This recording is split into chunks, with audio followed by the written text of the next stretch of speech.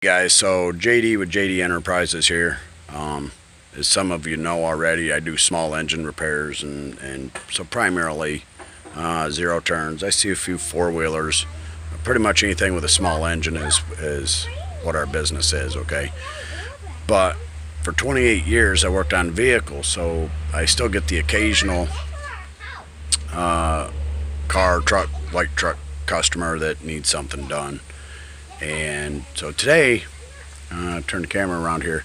Today we're working on, sorry my logo's not down there yet, I don't know what's going on with that. But anyway, 2006 Dodge Ram 1500 four-wheel drive.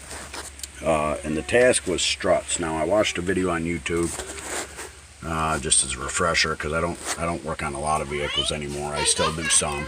But anyway, what we're doing is front struts, rear shocks, and some sway bar bushings, which I've already got in. All that's minor in reference to this. But anyway, the guy I watched, he didn't even take this upper bolt nut loose for the upper ball joint. He took the bottom one on the bottom of the strut there, and then of course the axle nut in the front, which is a 36 millimeter, he took that loose, okay, and then this 24 millimeter nut on the lower ball joint, okay. So pretty much that's, and the sway bar, which I just left mine loose because I was putting bushings in it anyway. So essentially, or in theory, you're supposed to be able to, egg shape that just a little bit. I call it dunting. You done it a couple times with a hammer, usually 2 or 3 times. It, good wax, and the ball joint will come out of the knuckle. Okay, the ball joint is a press fit into the control arm, into the control arm.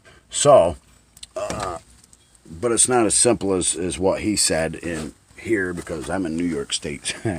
And any of you that work on stuff in New York State, or a state that uses a lot of salt, stuff doesn't come apart as it's intended. So, and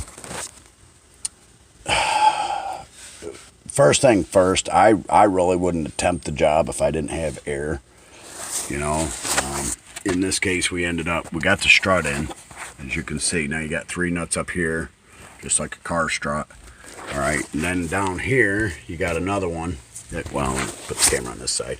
You got another bolt that goes through to the lower control arm, holds the lower part of the strut to the control arm, and then of course the control arm through cam adjusters or camber adjusters through into the frame, okay? So you can see that one's not tight. Had a little bit of a problem. I actually cross-threaded that. It's fine threads. So anyway, this did come apart. They don't give you a lot of room in there, really, like for a 3/8 socket.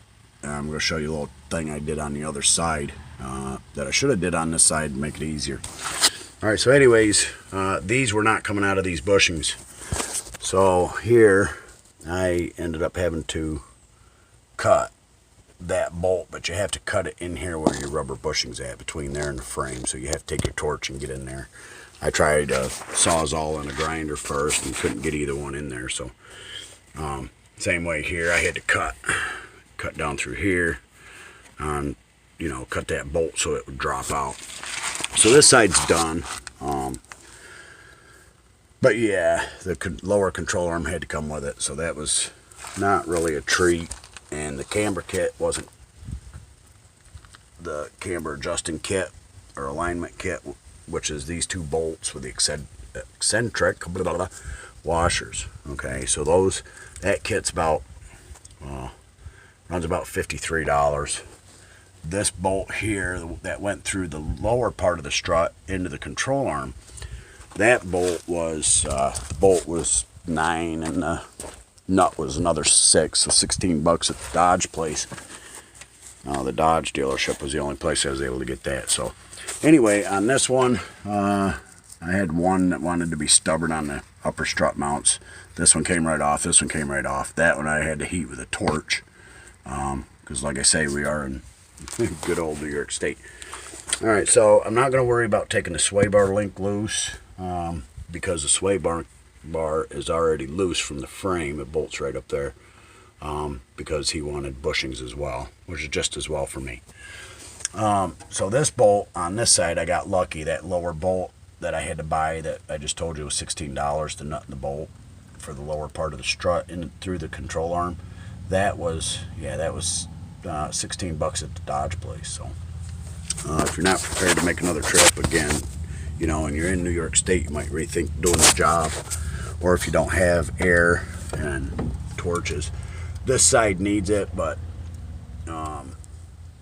you know, I'm probably going to let that ride. If they can align it, good. If they can't, then he will be back. But he's, you know, with a control arm, 2 struts, 2 shocks, loaded struts because he wanted the springs. And it's just that, again, that's just as well for me. It means I don't have to get out my spring compressor and compress these springs. Okay, so so in theory that's it. Okay, but not in New York State. Again, I had a heck of a time beating and banging to get things down this far. But I'm going to also take that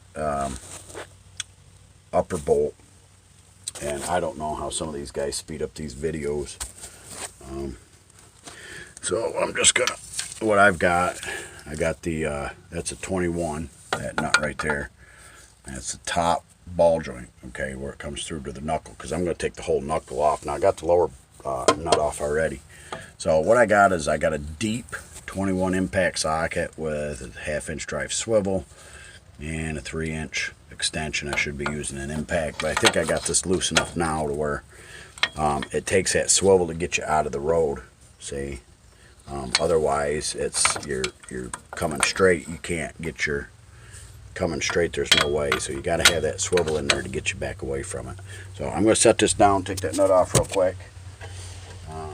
You might want to cover your ears for this, but alright, so here we go.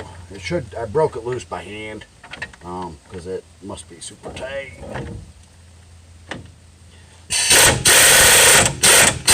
Oh, beautiful. Okay, so once again, another snag.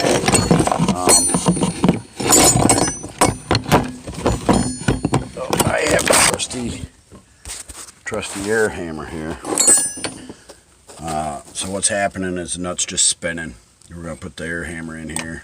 Again, see, if you don't have tools, guys, you probably shouldn't be attempting some of this stuff in the outside anyways. The other guy didn't even take his loose, but I can't seem to get the axle out without dropping the knuckle all the way off of it. So I'm going to wedge this in here and see if my air will take that nut off once I get this wedged in here. So again, an air hammer. If you don't have an air hammer, at least a pickle fork. Alright, so that's going to hold that. Looks like it's, hopefully it's putting enough pressure on that nut to where we can get that nut off right there. So I'm going to set you guys down again. I don't know how these other guys do it. They must have somebody that does the recording and then pause and then all that happy jazz. But we're just going to zip this nut off. Something I'll mention while I'm getting my socket there. You guys, you might want to tie up. I tied up the tie rod on the side to give me a little more room without fighting that. And tying up the brake caliper, you can either use mechanics wire or bungee cord. I used bungee. Alright, here goes the air. Nah, crap. That ain't coming off.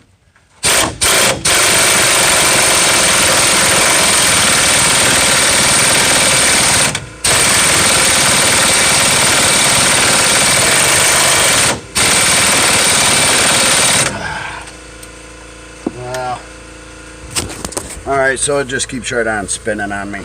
I may have to pause this and come back, but anyway, that's what I'm going to do. I'm going to take that nut off, drop this whole knuckle out of the way, and then the axle, if you can see, the axle's already pushing with no problem. So once that breaks loose from the top and the bottom ball joint, and I get this whole knuckle out of the way, then I'll just take a pry bar, and I got a great big, again, if you ain't got the tools, I wouldn't even attempt it. I got the snap-on. This thing is huge, heavy duty, and I'm going to need that to pry that lower control arm down so that the strut right there will clear. All right, and then same thing, you know, another set of hands, especially here on the ground, would help. But it's not that big a deal. Right now I just got to get that nut off and pray I don't have to take the ball joint, cut the ball joint to get it off or something goofy. But if I do, I may just have to wait for somebody to show up because the bottom is already egg-shaped and broke out, so, or broke loose. So anyway, thanks for watching. Hit the like and subscribe button down below.